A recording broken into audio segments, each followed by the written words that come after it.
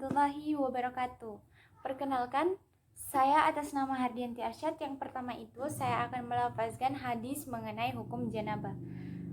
Di mana hadisnya berbunyi, an Aisyah radhiyallahu anha annaha qalat kuntu atasilu ana wa Rasulullah sallallahu alaihi wasallam fi ina'in wahidin minal janabati rawahu Ibnul Khuzaimah, yang artinya dari Aisyah radhiyallahu anha sesungguhnya dia berkata, saya pernah mandi junub bersama Rasulullah dengan satu bejana. Hadis riwayat Ibnu Khuzaimah. Kemudian yang kedua yaitu hadis mengenai darah haid, yang dimana bunyinya anak Aisyah radhiyallahu anha qalat qala Rasulullah sallallahu alaihi wasallam innama zalika aqrakun wa laysa bihaidin rawahul Bukhari. Yang dimana asbabul urud dari hadis ini yaitu ada seorang wanita yang bernama Fatimah binti Abi Qubaisy memiliki masalah tentang darah haidnya. Ia terkadang haid 7 hari, 10 hari, 15 hari, dan bahkan lewat dari batas normal sebelumnya. Kemudian ia menanyakan hal tersebut kepada Aisyah karena berhubung ia malu menanyakan langsung kepada Rasulullah, sebab Rasulullah adalah seorang laki-laki, dan di mana Aisyah hampir setiap hadisnya itu berkaitan dengan reproduksi yang tabu diceritakan oleh perempuan lain. Ia kemudian tanyakan kepada Rasulullah, dan mayoritas hadis yang ia riwayatkan itu mengenai ahkam dan wanita. Nah lanjut, karena malu mengatakan hal tersebut kepada Rasulullah, ia kemudian menanyakan hal tersebut kepada Aisyah, dan Aisyah yang menanyakan kepada Rasulullah. Kemudian Rasulullah bersabda, la. Kenapa Rasulullah mengatakan la? Karena pada saat itu ia bertanya seperti ini, ya Rasulullah, saya merupakan wanita yang berpenyakitan. Saya tidaklah suci, bolehkah saya tidak sholat? Kemudian Rasulullah menjawab, la, kamu tetap harus sholat.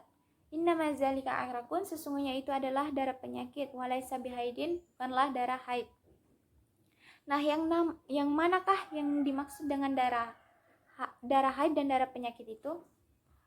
Para ulama fikih menjelaskan bahwasanya darah yang keluar dari waktu atau batas normal yang biasanya kita haid itu dikategorikan sebagai darah penyakit. Ada yang mengatakan bahwa jika lewat 1 hari saja keluar darah dari batas normalnya, maka itu masih dikategorikan sebagai darah haid. Tetapi jika sudah lewat batas normal 2 hari, 3 hari, dan seterusnya, maka itu disebut dengan istihadah atau darah penyakit. Nah, dalam keadaan tersebut, kita diperintahkan untuk mandi wajib atau mandi janabah, kemudian melaksanakan sholat, dan jika Ramadan melaksanakan puasa.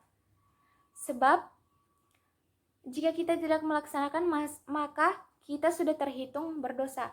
Sebab kita sudah mukallaf tetapi tidak melaksanakannya. Nah, para ulama juga mengatakan bahwa batas minimal seorang wanita haid itu adalah 1 hari atau sesaat. Dan batas maksimal seorang wanita haid itu adalah 15 hari. Jadi kesimpulannya, jika lewat dari 15 hari, maka itu sudah dikategorikan sebagai istihadah atau darah penyakit. Makanya ada hadis berikutnya yang menjelaskan, faiza akbalat haidatuki fada'is sholat. Apabila Anda dalam keadaan waktu haid dan batas normalnya, maka jangan sholat. Wa iza adbalat fagesili ankidama, dan jika telah lewat waktu batas normalnya, maka bersihkan darah tersebut atau mandi junub, kemudian memakai pembalut, summa sholli, kemudian sholatlah. Dengan catatan, jika setiap ingin melaksanakan sholat fardu, kita harus berwudu. Tidak boleh memakai 1 kali wudu dalam 2 sholat fardu. Harus berwudu setiap ingin melakukan sholat fardu. Sebab salah satu hal yang membatalkan wudu itu adalah keluarnya sesuatu dari kubul dan dubur. Nah, darah haid ini tidak hanya berkaitan dengan ibadah seperti puasa dan sholat saja, tetapi juga berkaitan dengan hukum seperti yang pertama, melakukan hubungan suami istri. Jika istri tersebut atau wanita tersebut dalam keadaan haid, maka tidak boleh melakukan hubungan suami istri. Tetapi jika itu hanyalah darah istihadah, maka boleh mandi wajib, kemudian boleh melakukan hubungan suami istri. Kemudian yang kedua itu masalah memasuki masjid. Wanita yang dalam keadaan haid, batas normalnya itu tidak boleh duduk di masjid. Kecuali itu adalah darah istihadah. Artinya darah yang keluar dari batas normal yang biasanya kita haid, maka dia boleh duduk di masjid. Kemudian yang ketiga itu tawaf ifadah. Dalam melaksanakan haji, seorang wanita yang haid dalam batas normalnya itu tidak boleh melakukan tawaf ifadah. Termasuk juga dengan memegang Al-Quran. Membaca Al-Quran itu tidak boleh dilakukan oleh wanita haid, kecuali zikir. Zikir subhanallah walhamdulillah itu boleh dilakukan, tetapi dengan catatan tidak boleh diniatkan dengan membaca Al-Quran, tetapi diniatkan sebagai zikir. Oke, cukup sekian yang sempat saya sampaikan. Mudah-mudahan ada manfaat bagi kita semua. Mohon maaf bila ada kesalahan.